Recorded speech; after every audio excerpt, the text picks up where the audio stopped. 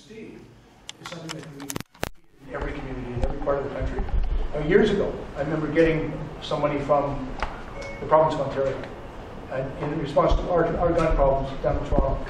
And I took some of that money and I put 50 uniform officers into high schools. We didn't have any in the high schools at the time. I went to the school board and I said, can I put some police officers in here? And they said, well, what do you want them in there for? And I said, I don't want them to be hall monitors. I don't even want them to enforce the law. I want every kid in those schools to know and trust one police officer. And through that one police officer, their siblings and their parents will get to know us as well. It will change those kids' attitude towards the police, but just as importantly, it also transforms the police attitude towards those kids.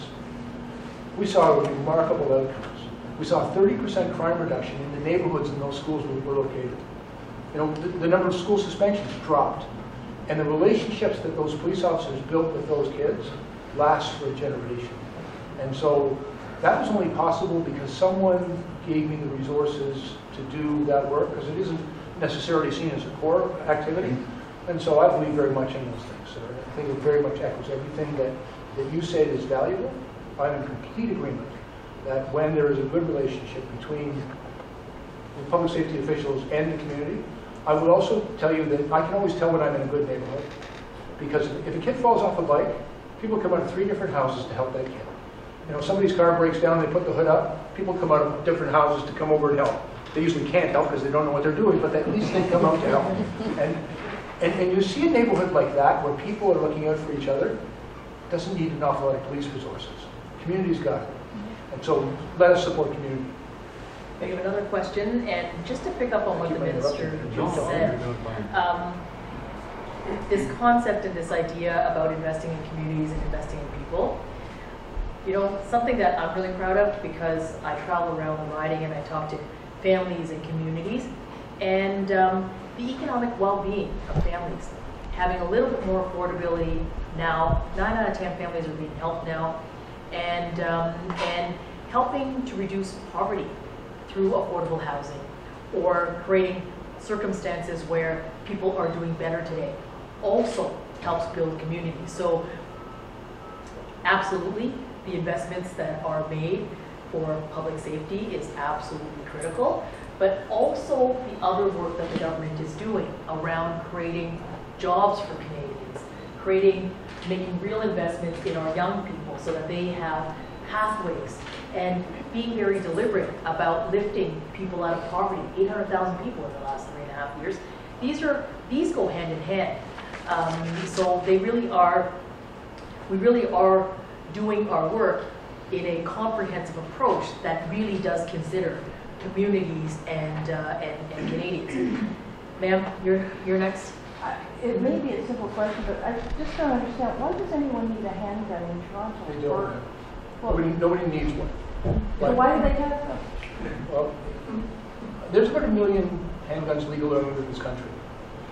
People use them. You can't use them to hunt. You know, it's sport shooting. It's target practice. You know, we have some Olympic caliber sport shooters as well in this country, and I've met with them because I tried to understand their sport. I actually carried a handgun for nearly 40 years. I don't like them. It ruins the kind of a suit. But there are people that use them. I kind of look at that and like, I wouldn't personally own a gun. I don't. Although I carried one for a very long time as part of my work. But if a person obeys all our rules, and we write very strict rules, and for example, if you've got to pass all the regulations and background checks in order to acquire a firearm in the first place, and you're willing to do all of that work to qualify, and if you store it, when you acquire that weapon, if you store it in a way which makes it absolutely secure that it won't be stolen by some criminal who's going to use it on the street to kill people, and when you use your firearm, either you transport it to or from the range, or when you use it at the range, you do it in a very safe and responsible way. And when it comes time to dispose of that weapon, you want to sell it, you follow all of the rules and regulations. We have a very strict regime for handgun control in this country. I think it can be made better, particularly through storage regulations. But we have a pretty strict regime. And so I look at that and think, okay, if there are Canadians who are exceptionally law-abiding and responsible in how they do this, and they don't represent a risk to us or to themselves or to anyone else, as long as they're really careful with that weapon, then maybe that's an activity that although it's not something I want to do, we could say, okay, where I become very concerned is when some people are a little reckless. You know, I'll give you an example. There was a gun shop, a gun retailer in Saskatchewan, who somebody broke into their shop, and they had their guns on display in the shop with a metal cable running through the trigger frames.